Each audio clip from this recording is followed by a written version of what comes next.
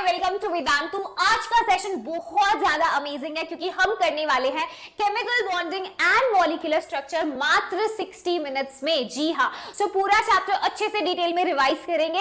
Right, सो session में बने रहना है क्योंकि आपको पता है केमिस्ट्री की जान है ये चैप्टर, है ना सिर्फ inorganic chemistry but organic chemistry का पूरा बेस फॉर्मेशन भाई यहीं से शुरू होता है। ठीक है, तो पूरा आपको अच्छे से समझना है चैप्टर। मेरे साथ मैं हूं शिल्पी कौशिक, आपकी केमिस्ट्री मास्टर टीचर वेदांतु पे। एंड मेक श्योर आप चैनल को सब्सक्राइब कर ले ताकि आप कोई भी ऐसी बेहतरीन वीडियो ना मिस आउट करें। ठीक है, चलिए तो शुरू करते हैं कि भाई बॉन्ड बनते ही क्यों है। केमिकल बॉन्ड का मतलब क्या होता है? फोर्स ऑफ अट्रैक्शन जो भी दो चीजों को बांध के रखती है। अब वो आपका बॉन्ड हो सकता है आपकी फ्रेंड के साथ, आपके फ्रेंड के साथ, है ना। तो what ever is the bond, force of attraction. यहाँ पे केमिकल बॉन्ड का मतलब है अगर दो कोई भी कॉन्स्टिट्यूएंट्स है, वो कॉन्स्टिट्यूएंट एटम्स, आयन्स, मॉलिक्यूल्स कुछ भी हो सकता है, उनके बीच का जो फोर्स ऑफ अट्रैक्शन है ना, वही केमिकल बॉन्ड है। वो बना कैसे होगा? जाहिर सी बात है इलेक्ट्रॉन्स का इन्वॉल्वमेंट हुआ होगा उसमें, है ना। तो हम पढ़ते हैं भाई फायदा क्या है, क्यों ही करे, है ना। एटम भी लाइक मैं क्यों बॉन्ड बनाऊं, इसमें मेरा क्या फायदा, है ना। सो एटम्स का फायदा है तो वो ऐसे बोलते हैं ना, है ना। एक मीम होता है, आपने देखा होगा, स्टेबिलिटी का चक्कर बाबू भैया, स्टेबिलिटी का चक्कर, है ना। तो यहाँ पे भी वही चल रहा है। सो एक्चुअली जैसे ये एक एटम है, ये दूसरा एटम है। सो जब एटम्स बॉन्ड बनाने के लिए करीब आते हैं तो सिस्टम यानी एटम्स को काम करना पड़ता है ना। तो जब भी सिस्टम काम करता है, बताओ क्या होता है? अगर सिस्टम काम करता है तो भाई एनर्जी में लोअरिंग आती है। जी हाँ, है ना। तो जब सिस्टम काम करेगा यानी एटम्स काम करेंगे तो उनकी पोटेंशियल एनर्जी कम आती है, उनकी पोटेंशियल एनर्जी कम हो जाती है। और लो पोटेंशियल एनर्जी यानी कि स्टेबल स्टेट। तो इसीलिए इसमें एटम्स का फायदा है भाई, है स्टेबिलिटी का चक्कर। हाँ, इसीलिए कर रहे हैं कंबाइन। सो अलग अलग टाइप के बॉन्ड फॉर्मेशन है, आप देख सकते हो, है ना, डिपेंडिंग ऑन कैसे वैलेंस इलेक्ट्रॉन्स का इन्वॉल्वमेंट हुआ होगा। तो हमारे सिलेबस में इस चैप्टर में हम कोवेलेंट बॉन्ड को मेन लाइक अटेंशन मानते हैं, सेंटर ऑफ अटेंशन। बट कुछ पार्ट आयनिक बॉन्ड का भी हम शुरू करेंगे, यहाँ से सवाल आ जाते हैं लैटिस एनर्जी, हाइड्रेशन एनर्जी वाले पार्ट से। तो ध्यान से समझना भाई, आयनिक बॉन्ड बनता है कंप्लीट ट्रांसफर ऑफ इलेक्ट्रॉन से, है ना। जैसे सोडियम क्लोरीन का आपने बचपन से एग्जाम्पल पढ़ा, नहीं पढ़ा क्या भाई? सोडियम की कॉन्फ़िगरेशन बताओ जरा, नियॉन 10 और फिर 3s1, है ना। और अगर आप क्लोरीन की देखोगे, क्लोरीन के केस में नियॉन 10 और फिर 3s2 3p7, यही होती है कॉन्फ़िगरेशन। देख लो मैम, कॉन्फ़िगरेशन तो नहीं आती हमको भाई, कॉन्फ़िगरेशन का भी ले लेंगे सेशन। सॉरी, 3s2 5 3p5 भाई, 3p5 कर लेना इसे। हाँ, कॉन्फ़िगरेशन आती है ना तुमका, नहीं आवत तो ले लेंगे सेशन। हाँ, तो यहाँ पे देखो बॉन्ड फॉर्मेशन की ड्राइविंग फोर्स क्या है। सोडियम बोलता है भाई एक वैलेंस इलेक्ट्रॉन है, निकाल के फेंकना चाहता हूँ। क्लोरीन कहता है भाई क्यों फेंक रहा है, क्यों वेस्ट कर रहा है, मुझे दे दे, मैं भी तो प्यासा हूँ इलेक्ट्रॉन का। तो एक इलेक्ट्रॉन इसे चाहिए ताकि इसका ऑक्टेट हो जाए, है ना। आर्गन जैसी हो जाएगी क्लोरीन, और सोडियम नियॉन टाइप। तो यहाँ पे इस इलेक्ट्रॉन का कंप्लीट ट्रांसफर हो जाता है किसके पास? क्लोरीन के पास। तो ऐसे बॉन्ड्स ही क्या होते हैं? आयनिक बॉन्ड, है ना। सो जिसने लूज किया वो केटायन बनता है, जिस एटम ने गेन किया इलेक्ट्रॉन वो एनायन बनता है। ऑपोजिटली चार्ज्ड आयन्स है तो इनके बीच में जो फोर्स ऑफ अट्रैक्शन है वो कौन है? इलेक्ट्रोस्टैटिक यानी कूलम्बिक फोर्स ऑफ अट्रैक्शन, जो दुनिया की one of the strongest force है, आपको पता है। और ये फोर्स ऑफ अट्रैक्शन जो है, अगर आप इस फोर्स ऑफ अट्रैक्शन को लो, कूलम्बिक फोर्स, ये डायरेक्टली प्रोपोर्शनल होती है Q1 Q2 बाय r², है ना। उनके चार्जेस के डायरेक्टली रिलेटेड, केटायन एनायन के डिवाइडेड बाय उनके डिस्टेंस r² के। सही बात है ये? यस, आगे चले।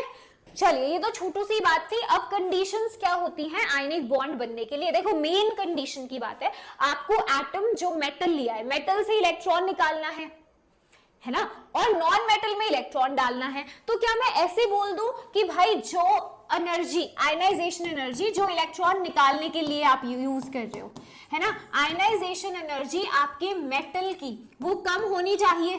क्या ये बात बोलना सही है भाई? बिल्कुल सही है ये बात, क्योंकि जितनी आराम से आप मेटल से इलेक्ट्रॉन निकाल पाओगे उतनी आराम से लूज करके केटायन बन जाएगा, आराम से इलेक्ट्रॉन दे देगा ना। अगर आयनाइजेशन एनर्जी कम है, कम एनर्जी देकर इलेक्ट्रॉन निकल जाएगा वैलेंस शेल से। और जो नॉन मेटल है, जो हमारा नॉन मेटल है, उसकी क्या होनी चाहिए? इलेक्ट्रॉन एफिनिटी हाई होनी चाहिए।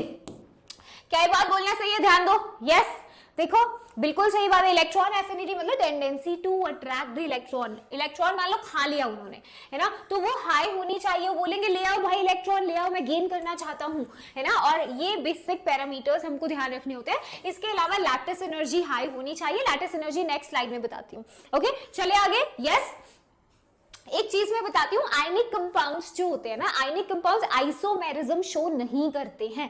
क्या बोला मैंने, आयनिक कंपाउंड्स जो भी होते हैं डोंट शो आइसोमेरिज्म,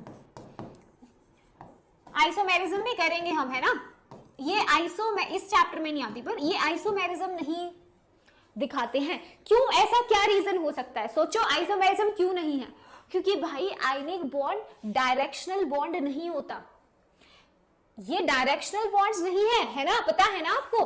सो क्योंकि दे आर एब्सेंट, या आप सिंपली कह सकते हो एब्सेंस ऑफ डायरेक्शनल बॉन्ड्स, है ना, हम कह दें ये बात, एब्सेंस ऑफ डायरेक्शनल बॉन्ड्स, ठीक है, इसीलिए आइसोमेरिज्म भी इसमें देखने को नहीं मिलता है। आइसोमेरिज्म हमारे सिलेबस के लिए काफी ज्यादा इंपॉर्टेंट है, आगे करेंगे राइट जब आएगा वो।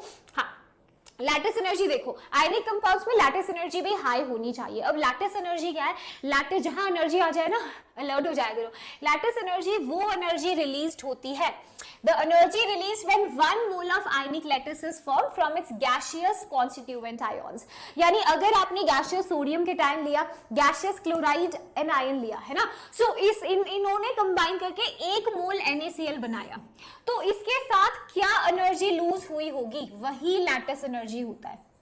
आपको पता है अगर ज्यादा लैटिस एनर्जी रिलीज हुई होगी यानी आयनिक कंपाउंड बनने वाला ज्यादा स्टेबल है ना। एक और तरीके से लैटिस एनर्जी डिफाइन कर सकते हो कि 1 मोल NaCl है जैसे, उसको तोड़ने के लिए कितनी एनर्जी देनी पड़ेगी, है ना, 1 मोल आयनिक कंपाउंड बना तो कितनी रिलीज हुई, या फिर ऐसे देख लो 1 मोल आयनिक कंपाउंड था उसको गैसियस आयंस में तोड़ने के लिए कितनी एनर्जी देनी पड़ेगी, ऐसे भी समझ सकते हो, ठीक है, सही बात है। हाँ अब ये देखो सिंपल सी बात है, स्टेबिलिटी जो है आपके आयनिक कंपाउंड की, स्टेबिलिटी आयनिक कंपाउंड की डायरेक्टली प्रोपोर्शनल है उसकी लैटिस एनर्जी से। जितनी ज्यादा लैटिस एनर्जी आपको देनी पड़ेगी 1 मोल आयनिक कंपाउंड तोड़ने के लिए, उतना ज्यादा स्टेबल था भाई, वो ज्यादा एनर्जी दोगे तो ज्यादा स्टेबल था ना, सही बात है ना ये, और क्या है ना। यहाँ पर भी क्यों ऐसा होता है, क्योंकि वही लैटिस एनर्जी अगर ज्यादा है ना, आयनिक कंपाउंड क्यों इतना ज्यादा स्ट्रॉन्ग और स्टेबल होता है, क्योंकि इलेक्ट्रोस्टैटिक फोर्स ऑफ अट्रैक्शन उतनी ज्यादा होगी, है ना।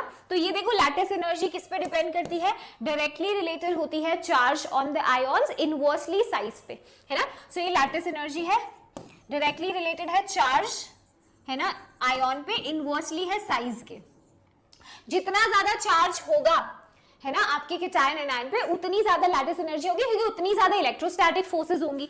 जितना छोटू साइज होगा, है ना, जितना छोटू साइज होने वाला है आयन का, उतनी ज्यादा लैटिस एनर्जी भी होगी, है ना। चार्ज डेंसिटी ज्यादा होती है छोटे आयन पे, बड़े आयन पे चार्ज डेंसिटी कम होती है, ठीक है। चलिए एक सवाल करते हैं इसका लैटिस एनर्जी का, चलिए इसको अरेंज करिए, correct order of lattice energy.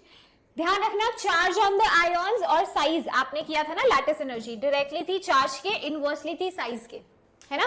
तो देखो यहाँ पर एनायन तो सेम है, lithium plus sodium potassium rubidium.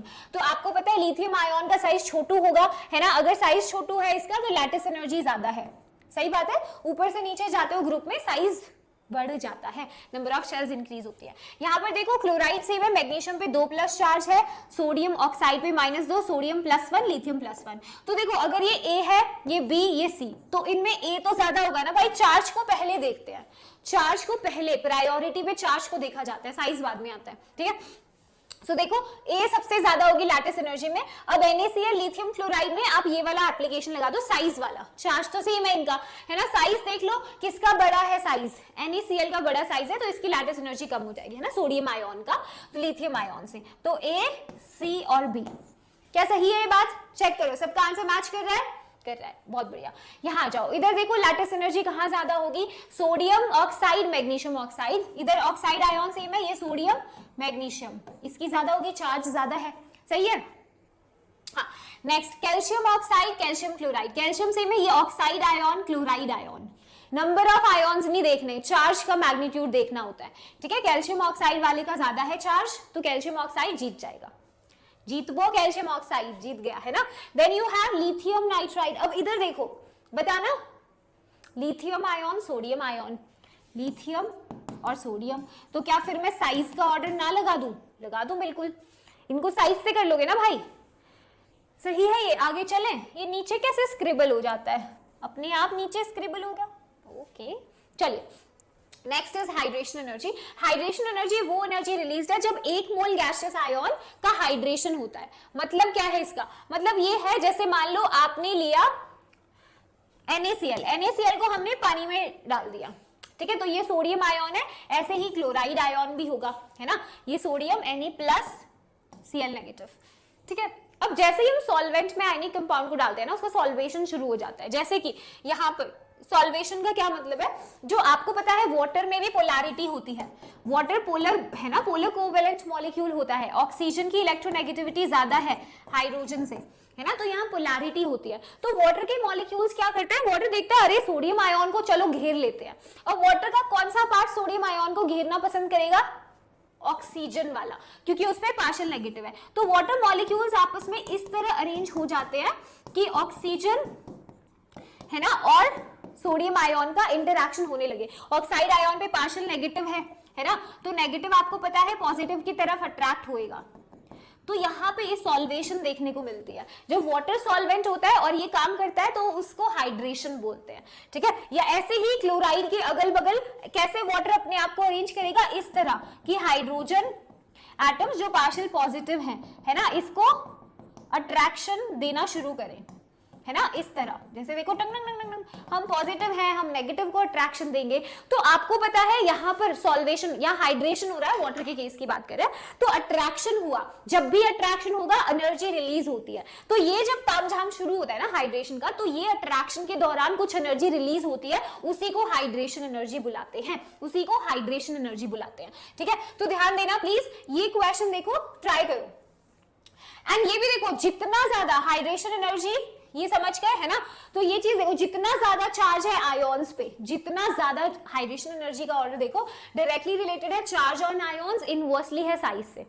भाई जितना ज्यादा चार्ज है आयोन पे, उतने ज्यादा वाटर मॉलिक्यूल्स घेरेंगे उसे, उतना ज्यादा सॉल्वेशन हो पाएगा, है ना। और जितना ज्यादा साइज होगा, वही चार्ज डेंसिटी कम हो जाएगी, तो वाटर मॉलिक्यूल्स अच्छे से नहीं कर पाएंगे हाइड्रेट, ठीक है। तो उस बिहाफ पे इस सवाल का जवाब दो। Lithium ion, sodium, potassium, rubidium में हाइड्रेशन एनर्जी का ऑर्डर देना है। तो देखो चार्ज तो सेम है, साइज चेक करेंगे, जिसका छोटा साइज उसकी हाइड्रेशन एनर्जी ज्यादा, तो लिथियम तो सबसे छोटू है, सही है। The next is hydrated size. अब हाइड्रेटेड साइज कैसे देखोगे? हाइड्रेटेड साइज देखने के लिए आप ये देखो, चार्ज डेंसिटी जिस आयन की ज्यादा, उस पे उतने वाटर आके अटैच हो जाएंगे, है ना। जैसे लिथियम आयन है, लिथियम आयन की चार्ज डेंसिटी सबसे ज्यादा है ना, तो उस पे ज्यादा वाटर मॉलिक्यूल्स आके चिपक जाएंगे। तो हाइड्रेटेड साइज छोटे कैटायन का इसका ज्यादा होगा, क्योंकि चार्ज डेंसिटी ज्यादा है ना। तो हाइड्रेटेड साइज मतलब कितने वाटर मॉलिक्यूल्स उसको हाइड्रेशन दे रहे हैं, वो इधर होगा, है ना। The next is mobility. देखो जितना हाइड्रेटेड साइज ज्यादा हो जाएगा, उतना भारी भरकम वो आयन बन जाएगा। जैसे मेरे आसपास वाटर मॉलिक्यूल्स अगर बिल्कुल मुझे सराउंड कर ले, तो मेरा चलना मुश्किल हो पाएगा, है ना। तो मोबिलिटी कम हो जाएगी अगर आपका हाइड्रेटेड आयन बड़ा है, उतना मुश्किल से चल पाएगा, है ना। और कंडक्टिविटी भी कम हो जाएगी, फिर कंडक्टिविटी कम हो जाएगी ना, अगर आयन की मोबिलिटी कम है तो कंडक्टिविटी भी कम है। तो ये छोटू सा पॉइंट होता है, ओके। चलिए फिर देखो, सॉल्युबिलिटी आयनिक कंपाउंड की यहीं से डिसाइड होती है, lattice energy versus hydration energy. अगर आपके कंपाउंड की लैटिस एनर्जी ज्यादा है हाइड्रेशन एनर्जी से, है ना, लैटिस एनर्जी ज्यादा है मतलब उसको डिसॉल्व करना एंडोथर्मिक होगा, आपको ज्यादा एनर्जी देनी पड़ गई, है ना। तो यहाँ पे कंपाउंड कंप्लीटली डिसॉल्व नहीं होता, नॉट डिसॉल्व कंप्लीटली, ठीक है। अगर मान लो हाइड्रेशन एनर्जी ज्यादा, उसको तोड़ने के लिए जितनी एनर्जी चाहिए थी उससे ज्यादा हाइड्रेशन के दौरान रिलीज हो गई, जैसे ही वाटर मॉलिक्यूल्स आके, जैसे ब्रेक तो हो गया है ना सॉलिड, अब वाटर मॉलिक्यूल्स सराउंड करके हाइड्रेशन करके भी तो एनर्जी रिलीज करते हैं। अगर वो हाइड्रेशन में एनर्जी जो निकली वो ज्यादा है उस जो आपका आयनिक कंपाउंड है उसकी लैटिस एनर्जी से, तो वो एक्सोथर्मिक होता है, डिसोल्यूशन, यानी कंप्लीटली डिसॉल्व हो जाता है, कंप्लीट डिसोल्यूशन, है ना। ओके तो ये आपका सॉल्युबिलिटी से रिलेटेड पॉइंट है। अब आगे चलते हैं, ल्यूइस लैंगमेयर कॉन्सेप्ट, यहाँ से कोवेलेंट कंपाउंड शुरू होते हैं, यही मेन चैप्टर अपना है ना। सो कोवेलेंट कंपाउंड्स जो हैं ये बनते हैं by mutual sharing of valence electron से। दो एटम्स के बीच में इलेक्ट्रॉन्स का म्यूचुअल शेयरिंग होएगा, है ना। जिससे उनका ऑक्टेट ड्यूप्लेट कंप्लीट होगा। ये रामकथा किसने बताई थी, ये कहानी किसने बताई थी, ल्यूइस ने, है ना। तो ये वाली स्टोरी ल्यूइस ने बोली थी कि भाई देखो जितने भी एटम्स है ना वो ट्राई करते हैं कि ऑक्टेट ले ले, राइट। ऑक्टेट नहीं तो ड्यूप्लेट का भी केस होता है, जैसे आपने हीलियम देखा है ना उस केस में। तो यहाँ पे उन्होंने सिंबल्स बनाना भी बताया था कि ल्यूइस डॉट सिंबल्स आप कैसे बनाओगे। जैसे मान लो आपको मैग्नीशियम का ल्यूइस डॉट सिंबल बनाना है, तो मैग्नीशियम का सिंबल लिखो और उसमें कितने वैलेंस इलेक्ट्रॉन्स है वो उसके सराउंडिंग में दिखा दो। जैसे मैग्नीशियम में 2 है वैलेंस इलेक्ट्रॉन, तो 2 डॉट बना दो, है ना। ये उसका ल्यूइस डॉट सिंबल है। बट ये जो ऑक्टेट रूल वाली कहानी थी ना, ये एप्लीकेबल नहीं थी हर जगह पर, है ना। इसके काफी ज्यादा लिमिटेशन थे ऑक्टेट वाली चीज के, राइट। जैसे इलेक्ट्रॉन डेफिशिएंट स्पीशीज आप देखते हो, एल्यूमिनियम क्लोराइड, BF3, BH3, है ना। सो इनका ऑक्टेट ही कंप्लीट नहीं है, इलेक्ट्रॉन डेफिशिएंट है। ऑड इलेक्ट्रॉन देखते हो आप, NO, NO2 एक्सेट्रा, है ना। ऑड इलेक्ट्रॉन स्पीशीज का एग्जिस्टेंस नहीं बताया इन्होंने, है ना, ल्यूइस कॉन्सेप्ट ने। इसके अलावा एक्सपेंशन ऑक्टेट का भी देखने को मिलता है, ठीक है। PCl5 है, SF6 है, यहाँ ऑक्टेट का एक्सपेंशन हो जाता है। तो ये सारे केसेस इसमें नहीं आते थे, राइट। सो एनीवे शेयरिंग का कॉन्सेप्ट यहाँ से शुरू हुआ था। फॉर्मल चार्ज भी एक्चुअली यहीं से आया है ना, ल्यूइस वाली कहानी से। तो आपको क्या देखना है, फॉर्मल चार्ज कैसे कैलकुलेट करोगे, पहले स्ट्रक्चर बनाना आना चाहिए आपको, ठीक है, कंपाउंड का। तो यहाँ देखो फॉर्मल चार्ज किसके बराबर है, हाँ चल रहा है पेन, ध्यान देना please. Formal charge is equal to valence electron in free state minus valence electron in combined state. यानी फ्री स्टेट मतलब उस एटम के पास कितने वैलेंस इलेक्ट्रॉन्स होते हैं, सब्ट्रैक्ट कर दो स्ट्रक्चर में कितने हैं। जैसे कि स्ट्रक्चर देखो यहाँ पे नाइट्रेट आयन का हम देखते हैं, राइट। देखे नाइट्राइट का, नाइट्रेट का भी देखना, NO3 नेगेटिव, नाइट्राइट का भी, ठीक है। यहाँ देखो इसका, तो यहाँ सी मुझे निकालना है इस ऑक्सीजन एटम का फॉर्मल चार्ज, है ना। तो इस ऑक्सीजन एटम के पास कितने वैलेंस इलेक्ट्रॉन्स होते हैं बताओ, 6 होते हैं, है ना। तो इसका फॉर्मल चार्ज कैसे निकलेगा, 6 माइनस इसके पास अभी कितने वैलेंस इलेक्ट्रॉन है स्ट्रक्चर के अंदर, देखो 1 2 3 4 5 6 और एक ये जो शेयरिंग में है 7, है ना। तो 6 में से 7 गया -1, यानी इस ऑक्सीजन पे -1 फॉर्मल चार्ज है। कैसे निकाला, कितने वैलेंस इलेक्ट्रॉन होते हैं ऑक्सीजन के पास फ्री स्टेट में, 6, स्ट्रक्चर में कितने हैं 7, तो -1 आ गया। ऐसे इसका निकालो, कितना है ऑक्सीजन के पास फ्री स्टेट में 6 होते हैं, स्ट्रक्चर में कितने हैं 1 2 3 4 5 6, यानी इसका फॉर्मल चार्ज 0 है। ओके यहां पर देखो नाइट्रोजन पे, नाइट्रोजन के पास कितने होते हैं 5 होते हैं, स्ट्रक्चर में कितने हैं 1 2 3 4 5 ही है, 0 है ना फॉर्मल चार्ज। ऐसे इसके लिए निकालो NO3 नेगेटिव, यस। इसमें तो कंफ्यूज नहीं होते ना, नाइट्रेट, नाइट्राइट, नाइट्राइड, इनमें कंफ्यूज तो नहीं होते आप, मैम हो जाते हैं, हम क्या बताएं, इसके लिए सेशन करेंगे, है ना, अलग से कर लेंगे ट्रिक का। यहाँ देखो कार्बोनेट, देखो जब भी ऑक्सीजन सिंगल बॉन्ड से अटैच होता है ना, उस पर -1 ही निकलेगा फॉर्मल चार्ज, है ना। देखो ये सिंगल बॉन्ड से निकाल लो -1, जब डबल बॉन्ड से होता है तो उस पे 0 होता है फॉर्मल चार्ज, जब ट्रिपल बॉन्ड पे होता है अटैच तो उस पे +1 होता है फॉर्मल चार्ज, ठीक है। फॉर्मल चार्ज कैलकुलेशन सीख गए, फाजान्स रूल के पास जाते हैं। तो फाजान्स रूल बोलता है कि भाई ना कोई बॉन्ड 100% आयोनिक है, ना कोई बॉन्ड 100% कोवेलेंट होता है ना, हर एक कंपाउंड में, है ना। ये मतलब आपके कलयुग को डिफाइन करता है फाजान्स रूल। ना तो कोई इंसान पूरी तरह अच्छा है, ना कोई पूरी तरह बुरा है ना, सब में ड्युअलिटी होती है, सब में सब कुछ होता है। फाजान्स रूल्स भी यही बोल रहा है कंपाउंड्स के थ्रू, है ना, कि हर कोवेलेंट कंपाउंड में आयनिक कैरेक्टर है एंड वाइस वर्सा, राइट। अब यहाँ पर हम अगर समझे इसको फाजान्स रूल को कि कैसे होता होगा, कि भाई ऐसे कैसे हो गया मैम, आयनिक कंपाउंड हम पढ़कर आए हैं अभी, वो तो पूरा आयनिक था, तो उसमें कोवेलेंट कैरेक्टर कैसे आया, देखो ऐसे आया। ये आयनिक कंपाउंड जो हमने देखा था कि जैसे एक सोडियम के टाइम था, एक क्लोराइड था, तो हम तो समझे सोडियम ने इलेक्ट्रॉन दे दिया, क्लोरीन ने ले लिया, वो तो खुशी खुशी अब रहते हैं Na+Cl- की तरह, उनका कोई अब आगे लेना देना नहीं होगा इलेक्ट्रॉन्स के बारे में, है ना। बट हमने देखा कि भाई सोडियम की तो नीयत बदल गई, सोडियम इलेक्ट्रॉन देते ही सोचता है ओ यार मन नहीं लग रहा, इलेक्ट्रॉन की याद आ रही है, तो एक काम करता हूँ खींचना शुरू कर देता हूँ, थोड़े थोड़े इलेक्ट्रॉन्स खींचता हूँ। तो एक्चुअली जब ये केटायन एनायन को अप्रोच करता है ना, तो केटायन क्या करता है, एनायन के इलेक्ट्रॉन क्लाउड को खींचना शुरू करता है, हमने देखा भाई ये क्या है, मतलब इलेक्ट्रॉन क्लाउड की फॉर्म में ही है ना इलेक्ट्रॉन डेंसिटी। तो सोडियम आयन या कोई भी केटायन एनायन के इलेक्ट्रॉन क्लाउड को अपनी तरफ खींचने लगता है और वो खींचा चला आता है ना। तो यहाँ पे क्या होता है, अब देखो इलेक्ट्रॉन क्लाउड तो बीच में आ गया दोनों एटम्स के, तो बीच में आ गया यानी शेयरिंग कैरेक्टर है यहाँ पर।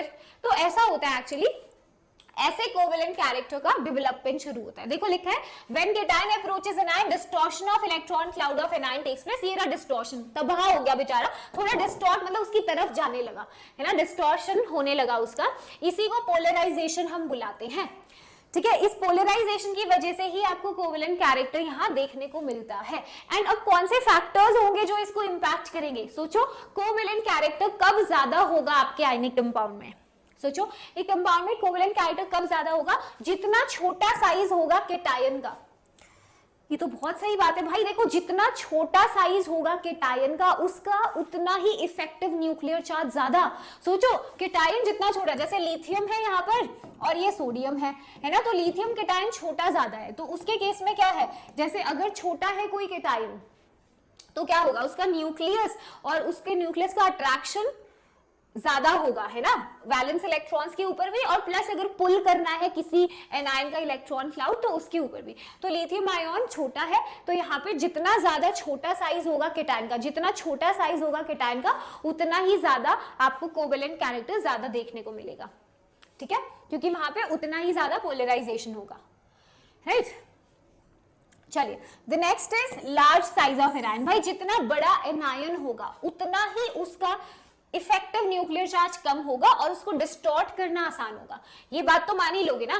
जैसे कि मान लो मैंने कोई एनायन देखा यहाँ पर, ठीक है, और कोई हमने लार्ज साइज का देखा, राइट। तो यहाँ पे ये इलेक्ट्रॉन है वैलेंस शेल में। तो अब इसके केस में देखो, अगर मान लो बड़ा साइज है एनायन का तो उसके केस में न्यूक्लियस का अट्रैक्शन इतना ज्यादा नहीं होगा अपने इलेक्ट्रॉन्स के ऊपर, है ना, स्पेशली वैलेंस शेल वालों पे। तो उतना ही उनको कोई बाहर से खींचेगा तो उनका जाना आसान होगा, है ना। तो अगर कोई छोटू एनायन है, छोटू एनायन पे तो न्यूक्लियस अपनी इलेक्ट्रॉन डेंसिटी को अपनी तरफ खींच के रखता है, तो वहां ले जाना मुश्किल हो पाता है। तो इन चीजों का ध्यान रखना, जितना छोटू केटायन होगा उतना ज्यादा कोवेलेंट कैरेक्टर, जितना बड़ा एनायन उतना ही ज्यादा कोवेलेंट कैरेक्टर ज्ञान, क्योंकि एनायन की पोलराइजेबिलिटी ज्यादा होगी, है ना। एनायन की पोलराइजेबिलिटी मतलब उसकी टेंडेंसी अपना इलेक्ट्रॉन क्लाउड डिस्टॉर्ट कराने की ज्यादा होगी, ठीक है।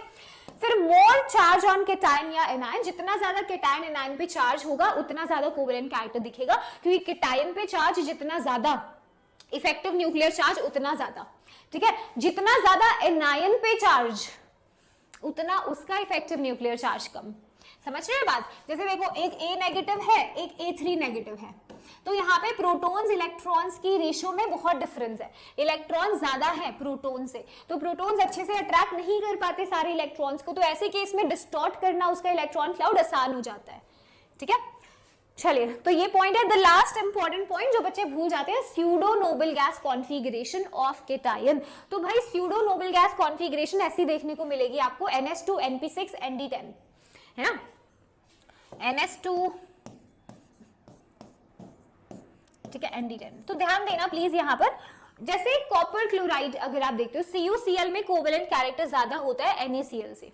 रीजन है poor shielding of d orbitals, है ना। अगर d देखो पूरा भरा हुआ है ना, तो अगर d फिल्ड है आपके पास कंप्लीटली, तो उसके केस में आपको पता है d का तो पुअर शील्डिंग होता है, तो इफेक्टिव न्यूक्लियर चार्ज इसके टाइम का बढ़ गया। तो ट्रांजिशन मेटल आयॉन्स अगर दिख जाए ना, वहां एक्टिव हो जाना, उनके केस में याद रखना पुअर शील्डिंग की वजह से Z इफेक्टिव इंक्रीज हो जाता है, ठीक है। चलिए सवाल बनाइए, give correct order of covalent character. बताओ, यस एवरीवन, कर लोगे इसे आराम से, आंसर निकाल लो भाई। कोवेलेंट छोटू केटायन है ना, छोटू केटायन है ज्यादा होगा कोवेलेंट कैरेक्टर। यहाँ पर देखो स्टेट, यहाँ पे Sn+2 में है, यहाँ पर +4 में है, तो ये चार्ज ज्यादा है, ज्यादा इफेक्टिव न्यूक्लियर चार्ज ज्यादा खींचेगा, है ना, ज्यादा कोवेलेंट कैरेक्टर डेवलप कराएगा। यहाँ पर भी ऐसे ही करो, जल्दी से कमेंट सेक्शन में आंसर दे दो भाई, ऑक्सीडेशन स्टेट के बेसिस पे कर दोगे, है ना। बढ़ रही है +2 +4, यहाँ कितनी है निकालिए, है ना, बढ़ रही है तो कोवेलेंट कैरेक्टर इंक्रीज होगा, केटायन पे चार्ज ज्यादा हो जाएगा। सेम यहाँ पर +2 और +3 में +3 वाला ज्यादा होगा कोवेलेंट कैरेक्टर, ठीक है। चलिए आगे चलते हैं डाइपोल मोमेंट। तो डाइपोल मोमेंट भी देख लो, ये क्या करता है, डाइपोल मोमेंट आपके मॉलिक्यूल की ओवरऑल पोलैरिटी बताता है। जैसे मान लो एक कंपाउंड है, हाइड्रोजन फ्लोराइड है हमारे पास, ठीक है, तो हाइड्रोजन फ्लोराइड वैसे तो ये कोवैलेंट मॉलिक्यूल है ना, इसमें शेयरिंग हुई है इलेक्ट्रॉन पेयर्स की, लेकिन फिर भी आप देखोगे इलेक्ट्रोनेगेटिविटी डिफरेंस की वजह से यहाँ पोलैरिटी जनरेट होता है। जो हाइड्रोजन है उस पे पार्शियल पॉजिटिव आता है, फ्लोरीन पे पार्शियल नेगेटिव, क्योंकि ये जो इलेक्ट्रॉन्स हैं बॉन्ड के, फ्लोरीन अपनी तरफ खींच लेता है।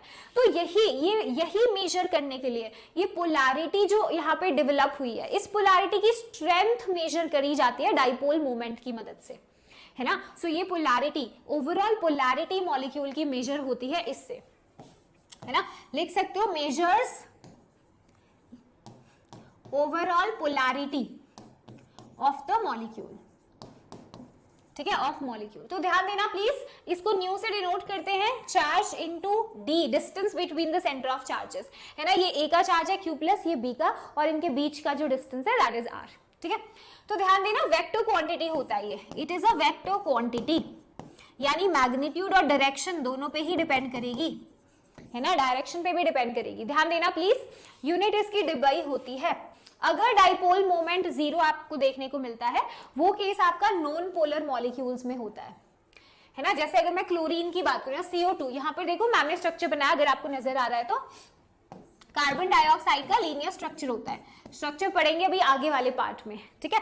तो ऑक्सीजन ज्यादा इलेक्ट्रोनेगेटिव है, तो इसकी तरफ इलेक्ट्रॉन डेंसिटी शिफ्ट हो जाती है कंपैरिजन टू कार्बन। तो जो आपकी ये वेक्टर आप दिखाते हो ना, it is directed towards more electronegative element.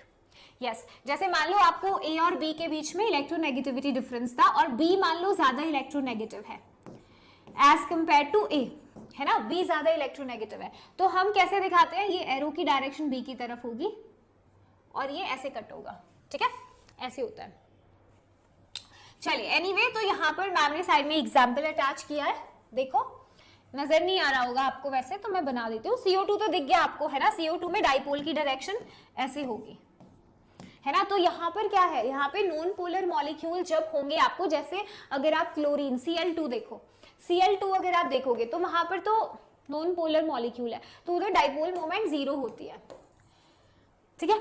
यहाँ पर देखो CO2 में भी क्या होगा, डायरेक्शन पे भी डिपेंड करती है, तो इक्वल मैग्नीट्यूड है और डायरेक्शन, मैग्नीट्यूड सेम है, डायरेक्शन ऑपोजिट है, तो कैंसिल हो जाता है डाइपोल, है ना, कैंसिल आउट होगा, तो यहाँ पर भी 0 ही निकलेगी।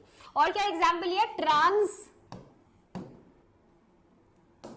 ध्यान देना प्लीज, ये कौन है, ट्रांस 1,2 डाइक्लोरो इथेन, ठीक है, ट्रांस 1,2 डाइक्लोरो इथीन, ठीक है। इसके केस में देखो तो इसका स्ट्रक्चर समझेंगे हम, ये नजर नहीं आ रहा तो ma'am is writing it again for you, ठीक है। तो यहाँ पर देखो एक ट्रांस है, क्लोरीन है ना, ट्रांस पोजीशन में असाइन है, तो यहाँ पर देखो ये डाइपोल का डायरेक्शन इधर होगा, क्लोरीन ज्यादा इलेक्ट्रोनेगेटिव है, तो यहाँ पर भी देखो same magnitude opposite direction, cancel out हो जाता है, 0 हो जाता है, ठीक है। और ये नॉन जीरो मिलता है आपको पोलर मॉलिक्यूल्स के केस में, जैसे नॉन जीरो के एग्जांपल्स दिखाती हूं अभी, ध्यान देना प्लीज। ये देखो यहाँ पर वाटर के केस में आपको नजर आ रहा है पोलैरिटी ओवरऑल देखने को मिलेगी, है ना। ऑक्सीजन की तरफ देखो इलेक्ट्रॉन डेंसिटी डायरेक्टेड है ना, ये वाली भी इस बॉन्ड की, ठीक है। अब ये ऊपर लोन पेयर है, तो लोन पेयर की तरफ ये है डायरेक्टेड, ठीक है, लोन पेयर की तरफ डायरेक्टेड है, तो ओवरऑल देखो ऐड हो रही है, एक ही डायरेक्शन में जा रहा है, overall dipole moment net resultant यहां से निकाल सकते हो आप। तो ये नॉन जीरो है, डाइपोल मोमेंट नॉन जीरो है ना, सेम डायरेक्शन की तरफ जा रहा है बढ़ता हुआ। ऐसे ही अगर आप सिस देखो, सिस 1,2 डाइक्लोरोइथीन, ये नजर आ रहा है ना सिस, तो सिस में देखो यहाँ पर क्लोरीन है, तो ये भी एक ही डायरेक्शन में जा रहा है, तो देखो रिजल्टेंट कहाँ होएगा, डाइपोल का नीचे की तरफ, है ना, क्योंकि ये एडिटिव हो गया एक तरह से, तो ये भी नॉन जीरो होता है। तो डाइपोल मोमेंट के काफी यूजेस होते हैं, जैसे एक तो सिस ट्रांस को पहचान सकते हो, है ना, तो आप आयनिक कैरेक्टर भी निकाल लेते हो इसकी मदद से, बट वो सिलेबस में नहीं होता इतना। तो ये आपका कमेंट सेक्शन के लिए क्वेश्चन है, जल्दी से सब लोग अभी इसका आंसर देंगे। यस, वैसे तो अभी मत दो इसका आंसर, एक काम करो पहले VSC-PR कर लो, VSC-PR के बाद मैं आपको ये क्वेश्चन फिर से दिखाऊंगी, है ना। इसमें इसे देख लो, देखो HF HCl HBr HI इधर इलेक्ट्रोनेगेटिविटी डिफरेंस की बेसिस पे हम कर देते हैं कंपैरिजन, है ना। जितना ज्यादा इलेक्ट्रोनेगेटिविटी डिफरेंस ज्यादा होगा उतना ज्यादा जो आपका डाइपोल मोमेंट है वो ज्यादा होगा। क्यों? क्योंकि उतना मैग्नीट्यूड चार्ज का ज्यादा होगा, है ना, और चार्ज का मैग्नीट्यूड ज्यादा तो डाइपोल मोमेंट भी ज्यादा होगी, तो इसीलिए इसमें HF का ज्यादा है। यहाँ सबसे ज्यादा इलेक्ट्रोनेगेटिविटी डिफरेंस है हाइड्रोजन और फ्लोरीन में। बाकी सारे वैस्पर थ्योरी की बात करेंगे, स्ट्रक्चर के थ्रू करेंगे डाइपोल मोमेंट को, ठीक है। अभी तो मैम ने बेसिक बता दिया है, तो वैस्पर से शुरू करते हैं। देखो, valence shell electron pair repulsion theory, ये थ्योरी बोलती है कि भाई जो भी आपकी मॉलिक्यूल की शेप है ना वो किस पे डिपेंड करती है, वो डिपेंड करती है कि वैलेंस शेल में जो इलेक्ट्रॉन पेयर्स है वो किस तरह अरेंज्ड होंगे, है ना। जो आपका सेंट्रल एटम है ना, सेंट्रल एटम में जो भी वैलेंस शेल के इलेक्ट्रॉन पेयर्स है वो दो तरीके से हो सकता है, या तो वो बॉन्डिंग में यूज हो सकते हैं, यानी या तो बॉन्ड पेयर्स हो सकते हैं या फिर लोन पेयर्स हो सकते हैं, तो वही डिसाइड करेंगे शेप मॉलिक्यूल का, ठीक है। तो ये बोलती है कि भाई वो कैसे डिसाइड करेंगे शेप, क्योंकि ये बोलती है कि जो इलेक्ट्रॉन पेयर्स है ना वैलेंस शेल के अंदर वो एक दूसरे को रिपेल करेंगे, वो करेंगे एक दूसरे को रिपेल, धक्का मारेंगे एक दूसरे को। वो तो भाई सेम ही एटम के हैं लेकिन है तो सेम चार्ज्ड, है ना, दोनों मतलब इलेक्ट्रॉन क्लाउड्स हैं तो नेगेटिव है, तो नेगेटिव एक दूसरे को धक्का मारना शुरू करेगा, तो ये क्या करते हैं, रिपेल करते हैं। अब रिपेल करने के चक्कर में क्या होता है, इनको एक ऐसी पोजीशन ऑक्यूपाई करनी पड़ती है स्पेस में जहां पे इनकी रिपल्शन मिनिमम लगे, है ना। सो ऐसे जुगाड़ में लगता है यार किस तरीके से हम एक दूसरे को सेटल अप करें कि सबसे कम हमारी जो है ना रिपल्शंस वो लगे, क्योंकि सबसे कम रिपल्शंस होंगी वहीं पे स्टेबिलिटी ज्यादा होगी, है ना। तो वो वेस्पर में हम यही करते हैं, VSEPR जो प्रोनाउंस करना है कर लो, ठीक है। रिपल्शन का ऑर्डर देख लो एक बार, जो लोन पेयर रिपल्शन है वो ज्यादा है क्योंकि आपके लोन पेयर छुट्टे घूम रहे हैं, उनको किसी का डर नहीं है, कोई बॉन्ड नहीं बना हुआ, पहले हमारा कोई बॉन्ड नहीं है, हम तो आराम से बदमाशी कर रहे हैं, है ना। As compared to lone pair bond pair जिसकी कम होगी रिलेटिवली, और सबसे कम बॉन्ड पेयर्स की होती है बॉन्ड पेयर रिपल्शन, क्योंकि वो तो बॉन्डिंग में व्यस्त हैं बेचारे, उनको दूसरे को रिपेल करने की इतनी फुर्सत कहाँ जितनी लोन पेयर को है, राइट। तो ऐसे होता है यहाँ पर, ये देखेंगे हम ज्योमेट्रीज। अब देखो ये चीज आपको ध्यान में रखनी है, ज्योमेट्री कैसे पता चलेगी, अगर आपके सेंट्रल में आपको जुगाड़ बताती हूँ इसको करने का, ठीक है। ज्योमेट्री जैसे हाइब्रिडाइजेशन और वेस्पर के लिए हम एक ही तरीका यूज करेंगे, ठीक है। उससे आपका क्या होगा, ज्योमेट्री भी पता चल जाएगी, हाइब्रिडाइजेशन भी पता चल जाएगी, है ना, शेप भी समझ लेंगे, सब एक साथ क्लियर होगा। बट टेबल एक बार देख लो, दो पार्ट्स में हम ज्योमेट्री देखते हैं, एक तो वो जब सेंट्रल एटम के पास कोई लोन पेयर नहीं होता है, ठीक है। ये ज्योमेट्रीज आसान होती हैं, इनमें कुछ ज्यादा गड़बड़ नहीं देखने को मिलती है, ज्योमेट्री और शेप एक ही तरीके से यहाँ पर डिफाइन कर देते हो अगर लोन पेयर नहीं है तो, ठीक है। जैसे देखो अगर इलेक्ट्रॉन पेयर्स 2 आई टोटल, तो अरेंजमेंट ऐसा होता है लीनियर, कैसा होता है, लीनियर। जैसे देखो BeCl2 से समझते हैं, BeCl2 में अगर आप चेक करो बेरिलियम के पास कितने वैलेंस इलेक्ट्रॉन्स है, 2, है ना। बेरिलियम के पास 2 वैलेंस इलेक्ट्रॉन है और 2 क्लोरीन एटम्स इस पे अटैच्ड हैं, तो दोनों इसने कोवेलेंट बॉन्ड बनाने में यूज कर लिए होंगे। भाई ये तो देख के पता चल रहा है ना, बेरिलियम के जो 2 वैलेंस इलेक्ट्रॉन्स है दोनों इसने क्लोरीन के साथ कोवेलेंट बॉन्ड बनाने में यूज कर लिए, है ना। तो यहाँ पे लीनियर स्ट्रक्चर होता है, इधर ये बॉन्ड एंगल आप देखो 180 डिग्री का आता है, BAB, ठीक है। HgCl2 में भी ऐसे होता है। तो फिर अगर 3 इलेक्ट्रॉन पेयर्स हैं तो आपके पास ट्राइगोनल प्लेनर निकलती है ज्योमेट्री, ठीक है। जैसे BF3 में बोरोन के पास 3 लोन पेयर्स होते हैं, ठीक है, तीनों ही इसने एक एक फ्लोरीन के साथ बॉन्ड बनाने में यूज कर लिया, तो यही ट्राइगोनल प्लेनर होता है, ओके। देन अगर 4 हैं आपके पास इलेक्ट्रॉन पेयर, इसको ऐसे भी देख लो आप, अगर 4 हैं इलेक्ट्रॉन पेयर ऐसे टाइप में देख लो, AB2 L0 मतलब या E0 lone pair 0, E for lone pair, है ना।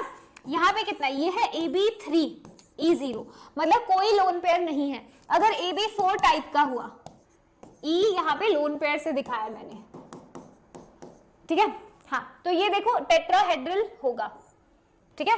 अभी आगे दिखाऊंगी इसको कैसे सॉल्व करना है, सारी एक बार ज्योमेट्रीज देख लो। अगर 5 है इलेक्ट्रॉन पेयर, अगर AB5 है और E0, तो ट्राइगोनल बाइपिरामिडल, TBP शॉर्ट करके बोलते हो, ठीक है। देन वी हैव अगर 6 है इलेक्ट्रॉन पेयर्स, AB6 एक भी लोन पेयर नहीं है, उस केस में ज्योमेट्री ऑक्टाहेड्रल होती है। भाई इसको कागज पे लिख के ज्योमेट्रीज को एक बार याद कर लो। देन यू हैव अगर आपके पास ये वाला टाइप है AB7 E0, लोन पेयर 0, तो पेंटागोनल बाइपिरामिडल होता है जैसे IF7 में है। अब करेंगे कैसे, इसको निकालेंगे कैसे वो समझाऊंगी। एक बार ज्योमेट्रीज देख लो, सिर्फ ज्योमेट्रीज देख लो, निकालने का जुगाड़ अभी बताऊंगी, ठीक है। चलो, तो ऐसे ये वाली ज्यादा इंपॉर्टेंट है, सवाल पेपर में ज्यादा यहां से आते हैं जब आपके पास लोन पेयर होता है ना। अब ज्योमेट्री में देखो, जब कोई मॉलिक्यूल आपको दिया है और उसमें लोन पेयर नहीं है, तो जो उसकी ज्योमेट्री होती है वही उसकी शेप भी बन जाती है। अगर लोन पेयर नहीं है तो जो ज्योमेट्री वही शेप, ठीक है। अगर मान लो आपको जो मॉलिक्यूल दिया उसमें लोन पेयर है, तो ज्योमेट्री और शेप अब अलग अलग होती है। ज्योमेट्री तो वही आइडियल होगी जो अभी तक आपने देखी है, ज्योमेट्री तो यही है सारी, ठीक है। कितनी आपने देखी, लीनियर देखी, ट्राइगोनल, प्लेनर देखी, टेट्राहेड्रल है ना, ट्राइगोनल बाइपिरामिडल, ऑक्टाहेड्रल देख लिया आपने और पेंटागोनल बाइपिरामिडल। ज्योमेट्रीज यही हैं, बट इनमें शेप बदलने लगती है लोन पेयर की वजह से, ठीक है। लोन पेयर रिपल्शंस कॉज करते हैं, है ना। तो एटम सोचते हैं यार कहां पर जाएं, किधर अपने आप को अरेंज करें कि मिनिमम रिपल्शन हो। तो ये चीज एक बार ध्यान से देखो, अगर सेंट्रल एटम के पास एक या एक से ज्यादा लोन पेयर है, जैसे AB2E, E अगेन क्या है हमारा, लोन पेयर डिनोट कर रहा है ना। तो उसके केस में आपका अरेंजमेंट होता है ज्योमेट्री इज ट्राइगोनल प्लेनर, ये ज्योमेट्री है, ठीक है। और शेप इधर लिखी हुई है, शेप क्या होगा, बेंट होगा, ठीक है। अगर टाइप होगा AB3E यानी 3 बॉन्ड पेयर 1 लोन पेयर, तो शेप उस केस में ट्राइगोनल पिरामिडल होता है। भाई ये याद रख लेना, शेप्स के नाम तो देखो याद रखने पड़ेंगे। AB2E2 है अगर, है ना, यानी 2 बॉन्ड पेयर 2 लोन पेयर, तो आपके पास बेंट शेप निकलती है। जैसे वाटर है, वाटर की ज्योमेट्री टेट्राहेड्रल है लेकिन शेप बेंट है, ठीक है। शेप के अंदर आप लोन पेयर्स को वैसे काउंट नहीं करते होते, ठीक है।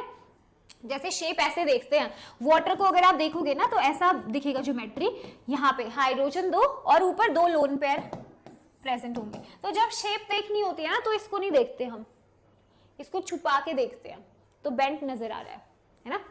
वैसे पूरा टेट्राहेड्रल नहीं बना के दिखाया मैंने, मैं वैसे बता रही थी आपको कि शेप में आप उनको हाइड करते हो।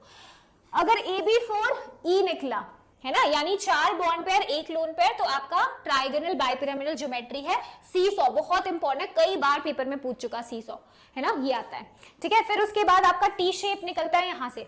अगर 3 बॉन्ड पेयर है 2 लोन पेयर, निकालेंगे कैसे अभी बताऊंगी, भाई डरो मत, अभी सिर्फ देख लो शेप ज्योमेट्री, याद कर लो थोड़ा, ठीक है। एक और केस लिखो, AB2E3, यानी कि अगर 2 लोन पेयर होंगे, सॉरी 2 बॉन्ड पेयर और 3 लोन पेयर, उसके केस में क्या होगा सीन, सोचो, लीनियर, ठीक है। ये तो सेम रहेगा ट्राइगोनल बाइपिरामिडल, ये लीनियर हो जाता है।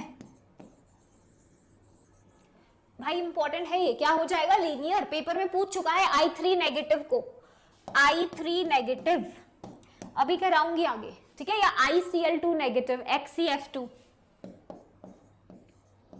तो यहाँ पे लीनियर बनता है। लीनियर कैसे बनता होगा, देखो लीनियर ऐसे बनता है कि अगर आप देखो ये A है आपका, राइट, और 3 लोन पेयर है, लोन पेयर, ठीक है, ये रहे, और यहां पर आपका B है। तो ये देखो लोन पेयर को गायब करके अगर देखोगे शेप, तो लीनियर नहीं नजर आ रही। मैम आपने लीनियर नहीं बनाया, इतना नीचे लिखा नहीं जा रहा, आगे करेंगे क्वेश्चन सॉल्व, उधर देखेंगे, ठीक है। चलिए, सो इसके अलावा ये देखो AB5E, राइट, इधर ऑक्टाहेड्रल है आपके पास, और मतलब ज्योमेट्री में, और शेप है स्क्वायर पिरामिडल, स्क्वायर पिरामिडल। अब शेप खुद भी देख सकते हो ना भाई, लोन पेयर हटा के देख लो तो कैसा नजर आएगा, स्क्वायर, और एक ही ऊपर की तरफ पिरामिड बनता नजर आएगा, है ना, ऐसे। इसको हटा के शेप देख सकते हो, राइट। अब ये देखो लोन पेयर हटा के इसकी शेप देखोगे, स्क्वायर प्लेनर नहीं नजर आ रहा, है ना, स्क्वायर प्लेनर। सो इसमें AB4E2 4 बॉन्ड पेयर है 2 लोन पेयर, तो ये वाला केस होता है, ठीक है। एक और होता है AB6E1, AB6E1 आगे कराऊंगी वैसे, राइट। उसके केस में डिस्टॉर्टेड ऑक्टाहेड्रल मिलता है, आगे लिख लेते हैं इसको, वैसे मैंने अटैच किया है, हाँ यहाँ पे लिख लेते हैं, देखो इधर लिख लें वो वाला पॉइंट, देखो अगर आपको यहां लिखना है यहां लिख लो, एक साथ हो जाएगा। AB6E1 ऊपर लिख लो। डिस्टॉर्टेड ऑक्टाहेड्रल का जल्दी एग्जाम्पल दो, मुझे एग्जाम्पल चाहिए चैट बॉक्स में, इसका बहुत ही फेमस एग्जाम्पल है, मैंने जब पूरा चैप्टर कराया था तो बताया भी था। 6 बॉन्ड पेयर 1 लोन पेयर, सोचो XC के साथ F, सोचो सोचो सोचो, यस, इसका आंसर दे दो, ठीक है। सारा नोट कर लिया होगा आपने आई गेस, चलिए एक AB5L2 भी होता है, AB5L2 पेंटागोनल प्लेनर होता है वो, लिखना चाहो लिख सकते हो, AB5L2 पेंटागोनल प्लेनर, ठीक है। अब ध्यान देना प्लीज, हम सॉल्व कैसे करेंगे, ये तो आपने ज्योमेट्रीज देख ली, आप याद भी कर लोगे। मैम अब मैं सॉल्व कैसे करूं पेपर में, तो सॉल्व करने का देखो भाई सीधा तरीका होता है, आपको क्या करना है, ये मेथड लगाना है। हम एक नंबर निकालेंगे Z, स्टेरिक नंबर भी सुना होगा आपने वैसे, है ना, सिग्मा बॉन्ड्स और लोन पेयर हम गिनते हैं, यहाँ पे हम एक नंबर निकाल रहे हैं Z, ठीक है, ध्यान देना। अब ये Z कैसे निकलता है, सेंट्रल एटम के वैलेंस इलेक्ट्रॉन, वैलेंस इलेक्ट्रॉन किसके, सेंट्रल एटम के, ठीक है, plus number of monovalent atoms, number of monovalent atoms, monovalent एक वैलेंसी वाले, ठीक है, मतलब जो सिंगल बॉन्ड से जुड़े हुए होंगे, जैसे fluorine, chlorine, bromine, hydrogen, plus minus charge. भाई ये मुश्किल नहीं है फॉर्मूला, जब अप्लाई करोगे आसान लगेगा, और 2 से डिवाइड कर देंगे, हम ये यूज करेंगे Z, है ना, Z निकालेंगे, वैलेंस इलेक्ट्रॉन सेंट्रल एटम के plus number of monovalent atom plus minus charge divide by 2। अब देखो अप्लाई करते हैं इसको इस पे, ClF3 कितने वैलेंस इलेक्ट्रॉन है क्लोरीन के 7, ठीक है, मोनोवैलेंट एटम कितने हैं 3, क्या कोई चार्ज है, नहीं, 2 से डिवाइड करो, 10 बाय 2 5 आएगा, ये आपका Z आ गया, है ना। तो ये जो 5 आया ना, ये Z आपको number of valence shell electron pairs दे रहा है कि 5 इसमें इलेक्ट्रॉन पेयर्स है वैलेंस शेल में। तो यहां से देख के पता चल रहा है 3 तो फ्लोरीन एटम्स अटैच हो गए, यानी इस 5 में से 3 तो बॉन्ड पेयर है ना, और जो बचे होंगे 2 वो लोन पेयर होंगे, सही बात है। 3 भाई 5 आया आपका Z, है ना, तो उस 5 में से साइड एटम्स कितने अटैच हुए हैं, 3, तो 3 तो बॉन्ड पेयर हैं और 2 लोन पेयर हैं आपके इस केस में। तो आप ऐसे कर सकते हो, है ना। तो ये कौन सा टाइप मिलेगा आपको, AB3E2, AB3E2, देखो AB3E2 ये रहा ClF3 बेंट टी शेप, पता चल गई, बेंट टी शेप है इसकी, आपने पता लगा ली इतने आसान तरीके से। B और F5 देखो, ब्रोमीन के पास कितने 7 वैलेंस इलेक्ट्रॉन, कितने फ्लोरीन अटैच है 5 मोनोवैलेंट है, क्या कोई चार्ज है, नहीं, 12 को 2 से डिवाइड करो 6 में से नजर आ रहा है 5 फ्लोरीन अटैच्ड है, यानी 5 तो भाई बॉन्ड पेयर है और बचा 1 होगा लोन पेयर, यानी ये है AB5E टाइप का, AB5E ये टाइप का, देख लो स्क्वायर पिरामिडल, मिल गया आंसर, स्क्वायर पिरामिडल, है ना। ये पेपर में पूछ चुका है, एक बार ये ले लेते हैं, फिर आप बाकी कमेंट सेक्शन में लिखना आंसर। देखो I3 नेगेटिव का मुझे पता लगाना है, तो I3 में से एक आयोडीन तो सेंट्रल एटम होगा, पक्की बात है, तो उसके वैलेंस इलेक्ट्रॉन 7 प्लस फिर साइड, अगर एक सेंट्रल एटम है तो साइड में कितने बचे, 2 साइड एटम्स होंगे मोनोवैलेंट, 2 आयोडीन जो बचे, है ना, साथ में 2 जोड़ दो, चार्ज कितना है माइनस, नेगेटिव का चार्ज आपको पता है ऐड हो जाता है, +1, है ना, कितना आएगा 5। तो 5 में से अब देखो 5 में से 2 तो बॉन्ड पेयर बन चुके और बचे 3, वो क्या है, लोन पेयर। तो ये किस टाइप का हुआ, ये हुआ AB2E3 जो मैम ने लीनियर बताया था, देखो AB2E3 लीनियर था, कर लोगे ये, तो बाकी सबके भी कर लेना आंसर कमेंट सेक्शन में, ठीक है।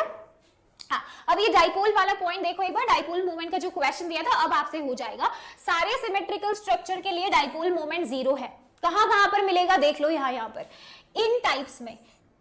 इन टाइप्स में डाइपोल मोमेंट 0 मिलेगा, देख लो, चेक कर लो, लीनियर वाले भी मिलेंगे, स्क्वायर प्लेनर मिलेगा, है ना, बशर्ते साइड एटम भाई सेम होना चाहिए, साइड एटम सेम होना चाहिए। अब वो क्वेश्चन का जवाब दो, अब वो क्वेश्चन कर लेना अपने नोट्स में, ये वाला, अब ये हो जाएगा भाई, अब आपको पता है, शेप पता चल जाएगी, फिर कंपेयर करके देखना, है ना। SO3 SO2 में देखोगे इसकी ज्यादा आएगी, क्यों आएगी सोचो अब आप, यस निकाल के देखो भाई, सबके निकालो आप। ये देखो, ये वाला केस देखो, NH3 में दिस इज अमोनिया, है ना, एक लोन पेयर है, राइट। NF3 में भी ऐसे ही आप निकाल लोगे, लोन पेयर और 3 फ्लोरीन, ठीक है। अब ध्यान देना, यहाँ पे डाइपोल मोमेंट कैसे कंपेयर करते हैं, बाकी निकाल लेना, ये वाला केस देख लो, यहाँ पे नाइट्रोजन ज्यादा इलेक्ट्रोनेगेटिव है तो इसकी तरफ है ना, डाइपोल की डायरेक्शन नाइट्रोजन की तरफ है, लोन पेयर की तरफ है, तो ये सारा ऐड हो जाता है, देखो ये सारा ऐड होगा, एक ही डायरेक्शन में ओरिएंट है,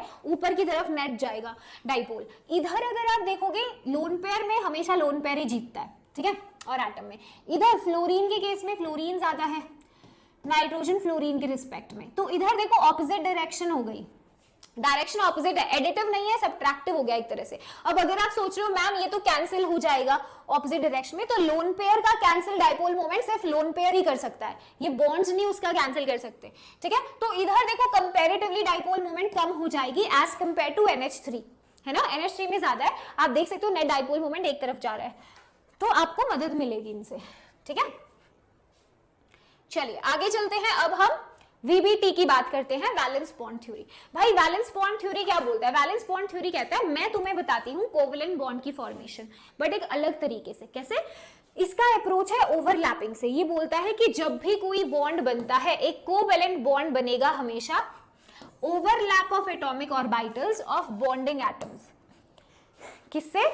ओवरलैप से, एटॉमिक ऑर्बिटल्स के ओवरलैप से कोवेलेंट बॉन्ड बनेगा, ठीक है। अब वो ओवरलैप होने के लिए उनको पास पास आना पड़ेगा, यस और नो? ओवरलैपिंग क्या है? पेनिट्रेशन, एटॉमिक ऑर्बिटल्स का पेनिट्रेशन एक दूसरे में, इलेक्ट्रॉन डेंसिटी का पास आना और पेनिट्रेट करना, है ना। तो यहां से अब कुछ चीजें हमें देखने को मिलती हैं, दो तरीके के ओवरलैप हमें मिलते हैं, एक्सियल ओवरलैप जिसको हेड ऑन ओवरलैप भी बोलते हैं, पैरेलल ओवरलैप जिसको आप साइडवेज ओवरलैप भी बोलते हो। क्या बोलते हो? Sideways overlap. तो हेड ऑन ओवरलैप से ना भाई सिग्मा बॉन्ड बनते हैं। कैसे? सिग्मा बॉन्ड, ये हेड ऑन ओवरलैपिंग होती है ऐसे, इधर है अच्छे स्ट्रॉन्गर बॉन्ड्स बनते हैं क्योंकि एक्सटेंट ओवरलैपिंग का ज्यादा होता है। पैरेलल ओवरलैप्स के केस में आपको पाई बॉन्ड देखने को मिलेंगे या फिर डेल्टा बॉन्ड्स, ओके, वो पैरेलल ओवरलैपिंग से बनते हैं, ठीक है। ये दो केसेस है, आगे चले, यस। अब यहाँ पे देखो रूल्स क्या है, रूल सिंपल ही है कि जितना ज्यादा एक्सटेंट है ओवरलैपिंग का उतना ज्यादा बॉन्ड की स्ट्रेंथ है, जितनी अच्छे से ओवरलैप हुआ होगा उतना स्ट्रॉन्ग बॉन्ड बना होगा, सही बात है ना। As a result of overlapping जो इलेक्ट्रॉन डेंसिटी है वो अपने आप को ऐसे अरेंज करती है कि वो दोनों के न्यूक्लियस के इन्फ्लुएंस में आए, बिल्कुल सही बात है ना। सो दोनों, जैसे मान लो इलेक्ट्रॉन डेंसिटी बनी तो वो इस तरह अरेंज करेगी, तो ये एक एटम का न्यूक्लियस है, ये दूसरे का, दोनों का उस पर इफेक्ट नजर आए, ठीक है, दोनों का पुल, जैसे अगली स्लाइड पे दिखाती हूँ यहाँ। तो सारी ओवरलैपिंग के केस देखो, एक्सियल ओवरलैपिंग में हम ये 3 केसेस पढ़ेंगे, है ना। पहले आप सिग्मा बॉन्ड वाली देख लो, एसएस ओवरलैप। देखो यहाँ पे ना इंटरन्यूक्लियर एक्सिस भी मायने रखती है। इंटरन्यूक्लियर एक्सिस वो एक्सिस है जिसके अलोंग आपका ओवरलैपिंग हो रहा होगा, जिसके अलोंग एटम्स अपने ऑर्बिटल्स को लेकर आएंगे और उसी एक्सिस के अलोंग बॉन्ड फॉर्मेशन होता है, वो एक्सिस इंटरन्यूक्लियर एक्सिस होती है, ठीक है। वो कभी कभी पेपर में इसके बारे में आईए ने लिखा इंटरन्यूक्लियर, क्या ही लिख दिया मैम आपने, इसके बारे में भी पूछ लेता है। एसएस ओवरलैप, देखो एस तो आपको पता है गोल मटोल होता है, तो एस आप किसी भी एक्सिस के अलोंग ले आओ, है ना। एस और एस को आप चाहे एक्स एक्सिस के अलोंग ले आओ, चाहे वाई के, चाहे जेड एक्सिस के, इन्होंने तो सिग्मा ही बनाना है। ये सिग्मा बनाएंगे, हमेशा बनाएंगे, आखिरी दम तक बनाएंगे, बोलेंगे जब तक है जान, जब तक है जान हम बनाएंगे सिग्मा बॉन्ड, ठीक है। हेड ऑन ओवरलैप होता है, हमेशा गोल मटोल है, ठीक है। हेड ऑन ओवरलैप होगा, सिग्मा बॉन्ड बनेगा इसका। एसपी ओवरलैप, अब देखो एसपी ओवरलैप में भी आपको सिग्मा बॉन्डिंग देखने को मिलेगी, बट एक्सिस मायने रखती है, ठीक है। अगर मान लो एस और पी एक्स आए अलोंग द एक्स एक्सिस तो सिग्मा देखने को मिलेगा। बना के दिखाती हूँ, देखो एस ऑर्बिटल तो कहीं से भी आए गोल मटोल, है ना, उसका तो फर्क नहीं पड़ता है। मान लो ये एक्स एक्सिस है, ये आया एक्स एक्सिस के अलोंग एस आया, ठीक है, और हमने ले लिया पी एक्स, ठीक है, ये अपना मान लो पी एक्स है ना, एक्स एक्सिस के अलोंग इसके लोब्स डायरेक्टेड है, सही बात है ना। ये थोड़ा इसके बीच में दिखाना था हमें, हाँ। एनीवे ध्यान देना प्लीज, एक्स एक्सिस के अलोंग लेकर आए हैं ये दोनों, ठीक है। ये कौन है? एस है, ये कौन है? पी एक्स है ना। पी एक्स आया है एक्स एक्सिस के अलोंग, ये एक्स है, तो एक्स हमारी इंटरन्यूक्लियर एक्सिस है। तो यहाँ पर देखो जब ये एक दूसरे को अप्रोच करेंगे तो क्या ये हेड ऑन ओवरलैप नहीं होगा? देखो ये धीरे धीरे धीरे धीरे इसके पास आएगा तो यहाँ पे ओवरलैप होगा, ऐसा हेड ऑन ओवरलैपिंग होगी ये, है ना। तो तभी बोला एस और पी एक्स अगर एक्स एक्सिस के अलोंग आएंगे तो सिग्मा बॉन्ड बनता, अगर एस और पी एक्स अगर वाई और जेड एक्सिस के अलोंग आते तो वहां पे जीरो ओवरलैपिंग होती। मतलब कैसे? जैसे ये एस है ना, और ये मान लो पी एक्स है, अब मैंने एक्स एक्सिस यहां दिखाई है और ये मान लो वाई एक्सिस है, तो ये वाई के अलोंग आए दोनों, तो वाई के अलोंग आएंगे तो कहां बनेगा बॉन्ड? देखो ये वाई के अलोंग अगर आप ऐसे कराओगे, इसको इलेक्ट्रॉन डेंसिटी मिली ही नहीं कुछ, ये तो ऐसे हो गए, है ना, तो यहाँ पे जीरो ओवरलैप देखने को मिलता है। तो एक्सिस मैंने मेंशन कर दिया है यहाँ पर ताकि आपको नोट्स में मिल जाए, ठीक है। ऐसे ही पी पी एक्सियल ओवरलैप देखने को मिलेगा आपको सिग्मा बॉन्ड, जैसे पी एक्स अगर एक्स एक्सिस के अलोंग ही आएंगे, उसी सेम एक्सिस के अलोंग, मतलब ऐसे ये पी एक्स है मान लो ये px है अपना और ये भी px है और ये आई किसके अलोंग, x एक्सिस के अलोंग, तो हेड ऑन होगा। बट दूसरे केस में है ना, अगर ये ऐसे आएंगे तो वहां पे आपको पाई बॉन्ड देखने को मिलेगा। अगर ये y z के अलोंग आते तो पाई बनता वहां पर, ठीक है।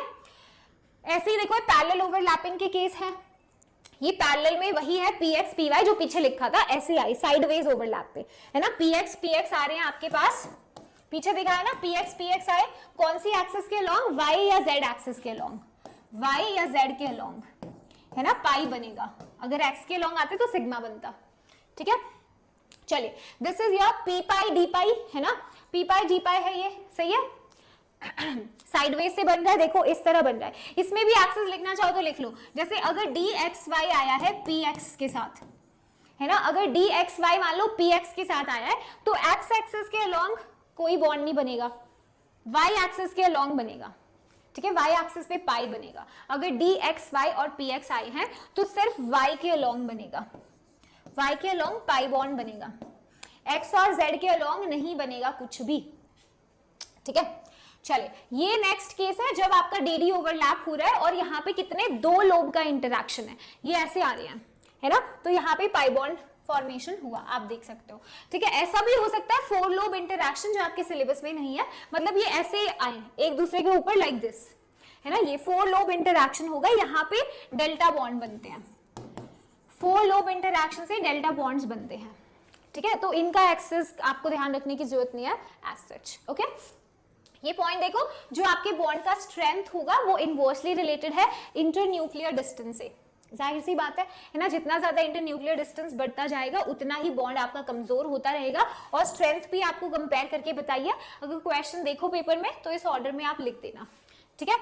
ये स्ट्रेंथ है, ध्यान रखना इसका। चलिए हाइब्रिडाइजेशन डिस्कस करते हैं। हाइब्रिडाइजेशन पे ज्यादा टाइम नहीं लगेगा क्योंकि जो अभी मैम ने आपको वेस्पर में जैसे बताया था ना शेप कैलकुलेशन, अब एक सिंपल से उसी ट्रिक से, है ना, हम डायरेक्ट हाइब्रिडाइजेशन निकाल सकते हैं, तो पूरा ज्योमेट्री कंप्लीशन के साथ आप बता पाओगे। तो एक बार देख लो हाइब्रिडाइजेशन में है क्या, इंटरमिक्सिंग है ऑर्बिटल्स का, है ना, जो सेम एटम के ऑर्बिटल्स का ही इंटरमिक्सिंग हो रहा है, जिनका अलग अलग एनर्जी होता है, स्लाइटली, बहुत ज्यादा भी नहीं, है ना, स्लाइटली डिफरेंट एनर्जीज होगा, ताकि उनका नए सेट ऑफ ऑर्बिटल्स बने, जिन्हें हाइब्रिड ऑर्बिटल्स बोलते हैं, जिनकी जो बिल्कुल एनर्जी और शेप होगी एक जैसी होगी, ठीक है। जो भी डिफरेंसेस थे वो खत्म करके हमने समानता ला दी। जैसे कभी कभी आप हाइब्रिडाइजेशन घर पे करते हो ना, गार्डनिंग जब आप कर रहे हो तो रोज, है ना, रेड रोज और पिंक रोज वालों का हाइब्रिड प्लांट बना दो तो उस पे दोनों फ्लावर्स आते हैं, है ना, देखा आपने। तो हाइब्रिडाइजेशन में ना एक कुछ चीजें आपको ध्यान रखनी होती हैं, राइट। बट एक चीज देखो, हाइब्रिडाइजेशन से फायदा क्या हो रहा है, जैसे मान लो आपने एस और पी की हाइब्रिडाइजेशन करा दी, एस और पी की आपने मिक्सिंग करा दी, तो आपको पता है जो एस ऑर्बिटल है उसके पास एंगल तो है बहुत सारा, लेकिन उसके पास डायरेक्शन की कमी है, डायरेक्शन नहीं है, है ना। वहीं अगर आप P को देखो, है ना, अगर P को देखोगे तो उसके पास डायरेक्शन होती है, डायरेक्शनल होते हैं वो, है ना, उनकी इलेक्ट्रॉन डेंसिटी एक डायरेक्शन में ओरिएंटेड होती है, लेकिन एंगल नहीं होता उनके पास। तो जब ऐसे में आप S और P की जब हाइब्रिडाइजेशन करा दोगे, इनकी मिक्सिंग करा दोगे इन ऑर्बिटल्स की, तो जो बनने वाले हाइब्रिड ऑर्बिटल्स होंगे sp, वो मिक्सचर होंगे angle as well as direction का, है ना, जिससे जो प्रॉपर्टीज है ना बॉन्ड बनाने के लिए इफेक्टिवली बढ़ जाती हैं वो भी, राइट। सो हाइब्रिडाइजेशन के फायदे काफी हैं, कुछ सेलिएंट फीचर्स हैं, छोटे मोटे चीजें हैं जो आपको आती हैं एक्चुअली, कि जितने हाइब्रिड ऑर्बिटल्स, जितने आप एटॉमिक जो भी ऑर्बिटल्स को मिक्सिंग में डाल रहे हो, जितने नंबर है उतने ही नए हाइब्रिड ऑर्बिटल्स मिलेंगे। एक तरह से कंजर्वेशन प्रिंसिपल है ना, बनने वालों की एनर्जी और शेप बिल्कुल एक जैसी होगी, हुबहू डीजेनरेट ऑर्बिटल्स कहलाएंगे, मतलब सेम एनर्जी, है ना, और ये ज्यादा इफेक्टिव होंगे बॉन्ड बनाने में, राइट। तो यहाँ पे भी क्या है, देखो लास्ट पॉइंट यही बोला है कि ये जो हाइब्रिड ऑर्बिटल्स है ये भी स्पेस में अपने आप को इस तरह अरेंज करेंगे कि इनके रिपल्शंस मिनिमम हो सके, राइट। तो हाइब्रिडाइजेशन की वाया भी आप जैसे ज्योमेट्री निकालते हो, है ना, तो यहाँ पे क्या करना है, आपको सिंपल सा ट्रिक लगाना है जो शिल्पी मैम आपको बताएंगी, आपको स्टेरिक नंबर निकालना है, ठीक है। स्टेरिक नंबर कैसे निकलता है, number of sigma bonds plus lone pair. अगर जो सोच रहे हो मैम ये कैसे निकलेगा, तो जो पीछे करके आए थे ना, जब Z निकालना बताया था, वो सेम चीज यहाँ पे भी कर सकते हो, है ना। Z कैलकुलेशन में बोला नहीं था, हाफ करना है किसका, जो बैलेंस इलेक्ट्रॉन है सेंट्रल एटम के, प्लस जितने मोनोवैलेंट एटम्स है, प्लस माइनस चार्ज, है ना, ये निकाल लो। यहां से भी आ सकता है, अगर जैसे Z की वैल्यू 2 निकलती है या स्टेरिक नंबर की वैल्यू 2 आती है तो हाइब्रिडाइजेशन sp होता है, ठीक है। अगर यहाँ से Z3 आएगा या स्टेरिक नंबर 3 आएगा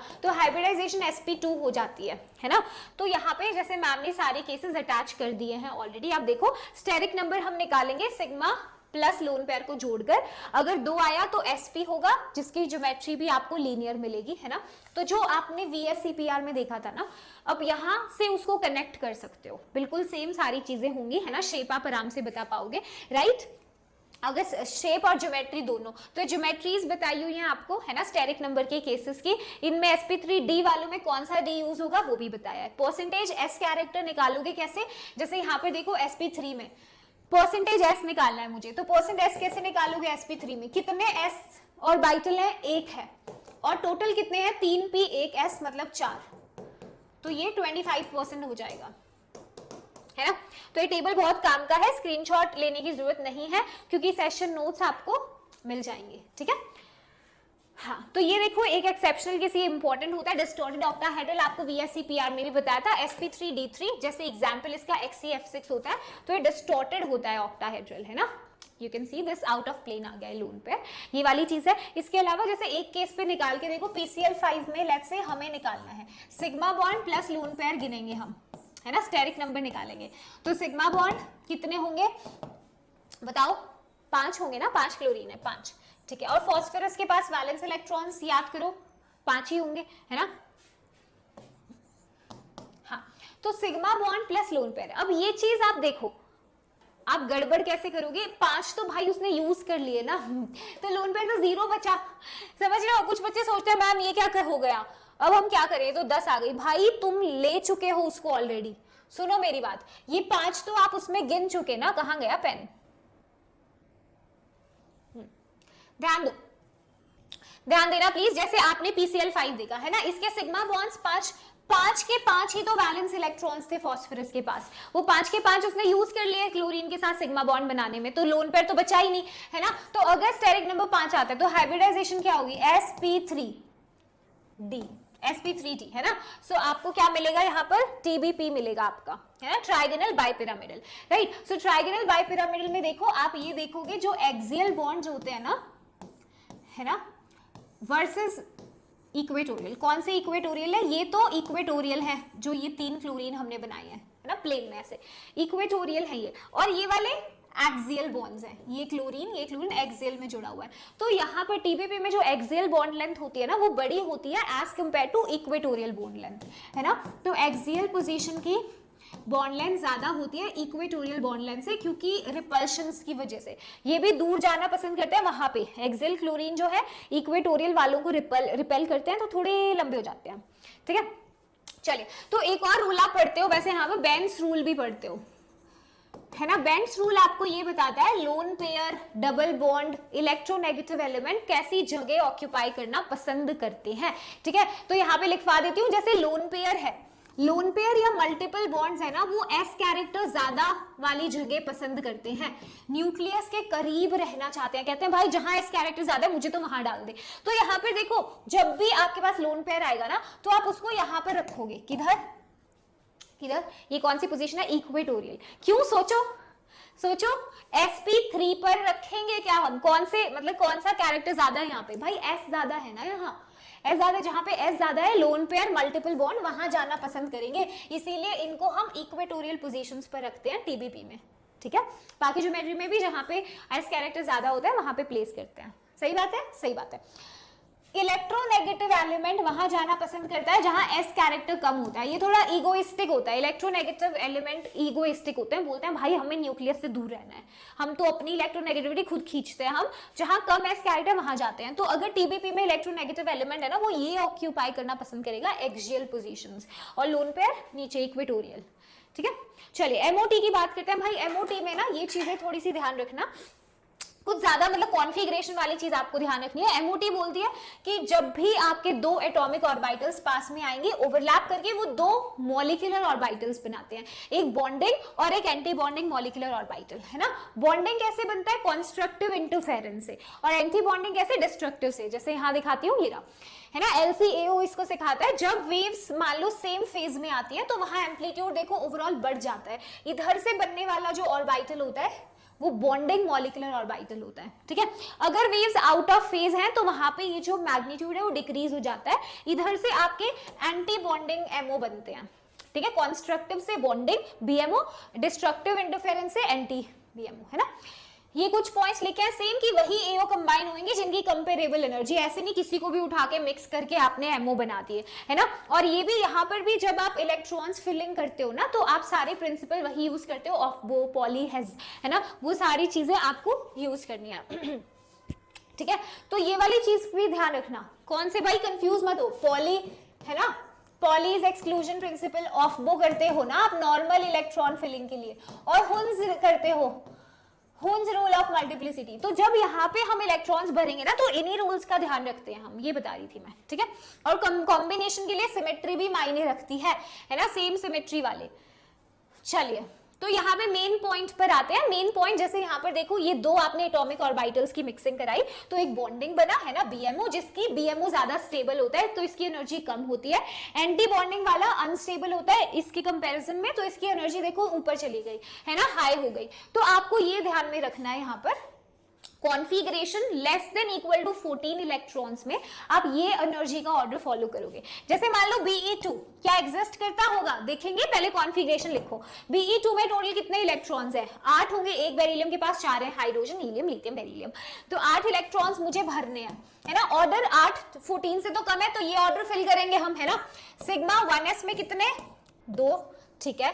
सिग्मा स्टार 1s में कितने भाई, 2 जाएंगे, ठीक है। अब किस में जाएंगे, सिग्मा 2s में जाएंगे 2, ठीक है, और सिग्मा स्टार 2s में जाएंगे, है ना। देखो 2 3 4 5 6 7 8 ये कॉन्फ़िगरेशन है Be2 की, ठीक है। मान लो मुझे लिखना है N2 के लिए देखो कितने इलेक्ट्रॉन्स है, 14 इलेक्ट्रॉन्स फिल करने हैं। 14 के लिए ये एनर्जी ऑर्डर लगा सकते हैं, सिग्मा 1s में 2, सिग्मा स्टार 1s में 2, है ना। सिग्मा 2s साथ साथ लिखो मेरे भाई, मेरे साथ साथ लिखो, सिग्मा स्टार 2s, अच्छा वो उसका 2 था, देखो मैम ने कहां लिख दिया, हाँ दिख रहा है ना आपको, नीचे लिखने में थोड़ा इशू होता है, 2 2 2 2, ठीक है। सिग्मा स्टार 2s में कितने, 2, तो कितने हो गए, 2 3 4 5 6 7 8। आगे चलते हैं, चलो पाई, अब यहाँ पे ध्यान से देखो, यहां तक आपने फिल कर दिया है ना, यहाँ पे आ गए पाई 2px, ठीक है, बराबर है किसके, पाई 2py के। अब यहाँ पर देखो भाई एक एक करके इलेक्ट्रॉन भरा जाता है, ये डीजेनरेट है ना ऐसे, है ना, ये भी पाई 2px है, ये पाई 2py है, तो आप पहले एक इलेक्ट्रॉन इसको देते हो फिर इसको, जब ये भर जाएगा फिर आप ये पेयरिंग करते हो, ठीक है, पेयरिंग बाद में। तो वैसे भरेंगे इसमें तो 2 2 तो आ ही जाएंगे, पहले एक एक डालते हैं फिर दूसरा डालते हैं। कितने हो गए, 2 3 4 5 6 7 8 9 10 11 12, कितने रह गए, 2 और रह गए, है ना। तो अब आपके पास आता है सिग्मा 2pz, वहां पे आ गए 2, ठीक है, भर लोगे ऐसे। अब यहाँ पे देखो एक चीज बताती हूँ, बॉन्ड ऑर्डर। बॉन्ड ऑर्डर क्या होता है, बॉन्ड ऑर्डर कैसे, bond order simply number of bonds जो आपका मॉलिक्यूल्स के बीच में एटम्स में कितने बॉन्ड बने हैं, वही बॉन्ड ऑर्डर है। बॉन्ड ऑर्डर निकालने का फॉर्मूला होता है कितने इलेक्ट्रॉन्स बॉन्डिंग एमओ में है माइनस कितने एंटी बॉन्डिंग एमओ में है, उसको 2 से भाग कर देना होता है, ठीक है। जैसे यहाँ पे निकालते हैं बेरिलियम का, Be2 का, देखो 2 3 4 तो बॉन्डिंग में है, ठीक है, किसके लिए, Be2 के लिए, और 4 ही देखो एंटी बॉन्डिंग में है, तो ये तो 0, यानी Be2 एग्जिस्ट नहीं करता। अगर बॉन्ड ऑर्डर 0 आ जाए तो वो एग्जिस्ट ही नहीं करता वो, ठीक है, छलावा है उसका। चलो नाइट्रोजन का निकालते हैं बॉन्ड ऑर्डर। पहले देख लो बीएमओ में कितने हैं, टोटल बॉन्डिंग में गिनो कितने हैं, 2। देखो एक बात बताऊं मजे की, इनको तो गिनो ही मत, ये तो इससे कैंसिल आउट हो चुका होगा, 2 में से 2 गया, कट गया, ये 2s स्टार कट गया, इनको तो लो ही मत ना भाई, ये तो कैंसिल हो जाएंगे। आप टाइम सेव करो, 2 3 4 5 6 है सीधा, है ना, 6 मिले आपको बॉन्डिंग में, तो 3 आया आपके पास, यही तो होता है bond order. Nitrogen is like this only, triple bond, triple covalent bond, है ना, निकाल लोगे ऐसे ही सब इनके लिए फिल कर लेना, है ना। ये तब ऑर्डर होगा जब 14 से ज्यादा होंगे इलेक्ट्रॉन्स। ऑक्सीजन के लिए फिल करो, ऑक्सीजन आपको मिलेगा कैसा, पैरामैग्नेटिक। भाई ये एक प्लस पॉइंट है ना, ये बहुत इंपॉर्टेंट वजह थी एमओटी हमने बनानी पड़ी, ऑक्सीजन पैरामैग्नेटिक है, कोई थ्योरी नहीं बता रही थी। यहाँ पे इलेक्ट्रॉन्स फिल करो आप इस कॉन्फ़िगरेशन ऑर्डर में, यहाँ पर ऑर्डर देखो यहाँ तक तो सेम है, यहाँ पे सिग्मा 2pz की एनर्जी कम हो जाएगी पाई 2px और पाई 2py से। तो इधर कैसे हो गया, देखो 1 2 2 ऐसे आ रहा है, 1 2 2, है ना। सो उधर जब आप देख रहे तो यहाँ पे 2 2 1, है ना, ऐसे ऑर्डर आ रहा था। तो आगे भी देख सकते हो ऊपर वाला, ठीक है। तो ये पूरा ऑर्डर आप ध्यान रखना, यहाँ पे इनको फिल इन कर लेना, ठीक है। चलिए, जुगाड़ है बॉन्ड ऑर्डर का। अगर आप बॉन्ड ऑर्डर ये याद रखें, 14 इलेक्ट्रॉन्स वालों का बॉन्ड ऑर्डर 3 होता है, जैसे नाइट्रोजन का निकाला था, है ना। तो उसके बाद आप सीधा निकाल सकते हो कि 15, 16, 17, 18 इलेक्ट्रॉन्स वाले पे 0.5 घटाते जाओ बॉन्ड ऑर्डर, है ना। इधर भी 0.5 घटाते जाओ, ठीक है। काम आता है, जैसे आपको निकालना है साइनाइड में बताओ, कार्बन मोनोऑक्साइड में बताओ, तो सीधा आप इससे कर सकते हो, कॉन्फ़िगरेशन नहीं लिखनी पड़ती, ठीक है। हाँ, तो ये देखो छोटे से पॉइंट, बॉन्ड ऑर्डर का फॉर्मूला मैम ने बता दिया, है ना।